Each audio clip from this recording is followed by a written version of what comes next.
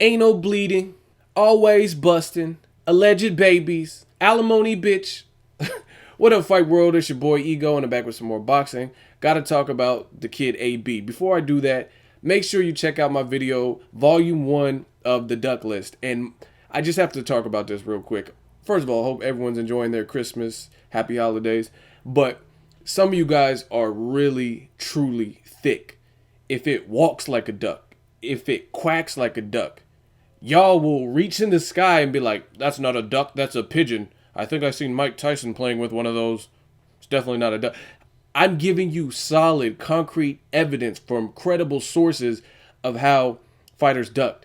And just read through the comments. Some of the comments are hilarious. Instead of just saying, oh, damn, you're kind of right. I see how this is a duck. Some of y'all are really turning into Mr. Fantastic and reaching. Y'all are fucking Stretch Armstrong.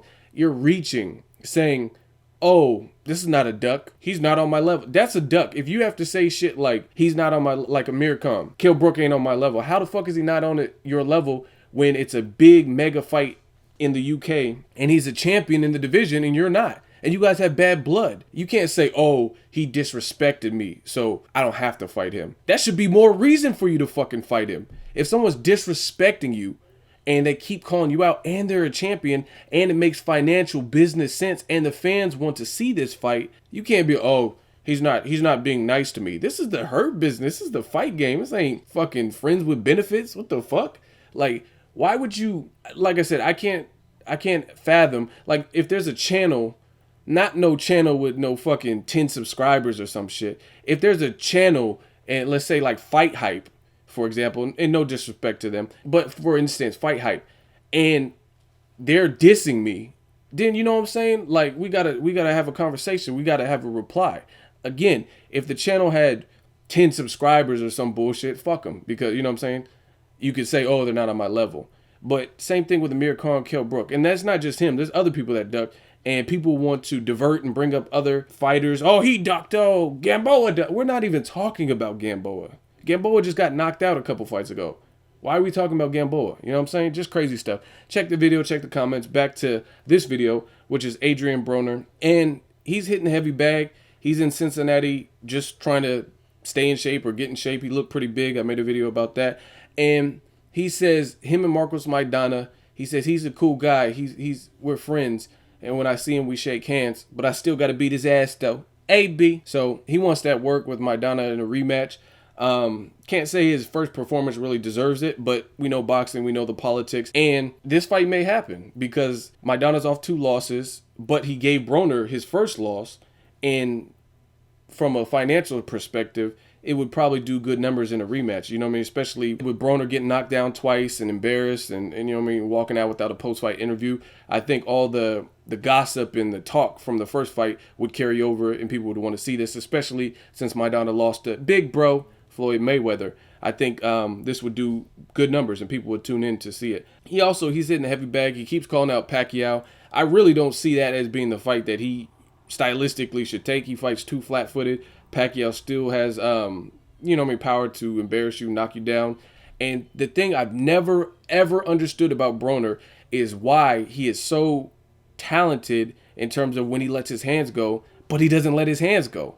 And against Pacquiao, it's going to be hard to fight flat-footed. I've never seen anyone fight Pacquiao flat-footed and be totally successful. That's usually where the guys get hurt, trying to be too machismo. You know what I mean? Margarito banging in pocket. Now, Margarito did land some good body shots against Pacquiao, and I think he hurt Pacquiao. But again, this motherfucker's 5'10". It was at a catch weight in the 150s. So, different fight, you know what I mean? Broner's power hasn't been that impressive to me at 140 or 147. So, I really don't see that being a good stylistic matchup for Broner against Pacquiao. Awkward. Pacquiao's been boxing more and not being as reckless, more conscientious of what he's doing in his offense. You know what I'm saying? And again, I just don't see how Broner's going to get it done. I don't understand why he doesn't let his hands go at all. Like, when he does and he throws combinations, even if they're pity-pat, like he set up the Emmanuel Taylor knockdown beautifully. It's actually one of my favorite knockdowns of 2014. He just threw some decoy punches like pop, pop, pop, rup, and he has this beautiful punch. I call it a hooper cut. It's like an uppercut slash a hook, and he just brings it down from real low, gets a lot of leverage in it, and it's good. Like I said, when he lets his hands go. In spots against Carlos Molina, he was just ripping. He let off a couple shots. He was quick, and he looked real good. But the thing is, he's so economical. And I don't know if he has issues with fatiguing where he can't do that for the duration of 12. I don't know. But I never understood that about Broner, because when he does let his hands go, i.e. Antonio DeMarco, which is, to me, probably his most complete performance. I was really impressed with that. DeMarco had just beat John Molina in 1 round. He'd been in there with guys like Edwin Valero. I was really impressed with Broner that particular fight, given the competition, who his competitor had faced right before Broner fought him. His competitor was a champion at the time, etc. Let me know what you guys think of AB. I have to say, this is the Hurt Business, so I don't mind the trash talk. I actually like it and embrace it. Now, the only thing is, the reversal to that would be, I don't want to just hear trash talk. If you really want to mix it up with Pacquiao, you really need to scream at Al Heyman if Mayweather Pacquiao's not happening. You want Matisse and Maidana, you need to really push for it. I don't want to just see you on Instagram like, Chino, I beat his ass. He said something in this interview on Fight Hype. Shout out to them again. He says, I want to fight 3 motherfuckers. I want to fight Chino, Marcos, and Maidana. Like, which made no fucking sense, but it helps sell. So whether you want to see him lose, or you like him, or you like his skill or his trash talk, Broner, he's marketing himself good because people keep tuning in. You know what I'm saying? You go to these videos, go to Fight Hype's other videos where they interview Chris Algieri or some shit, and I guarantee you it ain't doing the type of views or the numbers that Broner's doing for their channel. You know what I'm saying? Because it's money. And I think boxing needs that. Boxing needs the figures like Adrien Broner's, because I think boxing would be boring as fuck if everybody was one type of way, style-wise or personality-wise. We need the Muhammad Ali's, the Broners, the Prince Naseems. Like, these, boxing needs that. You know what I mean? Hector Camachos. In my opinion, I think boxing really needs that, because as much as I like Triple G, and I've always been a fan, and I even put people on Triple G, he just seems real chill. Shout out to Dante's Boxing Nation. He was up in Big Bear. He got some videos with him. But just watch the video. He's just real mild-mannered. He's a killer in the ring, but he's very mild-mannered, very respectful, very humble. Everything Dante asked him, he was like, yeah, no, Andre, he's good champion. You know what I'm saying? He was cool. He had nothing bad to say about anyone. And that's cool.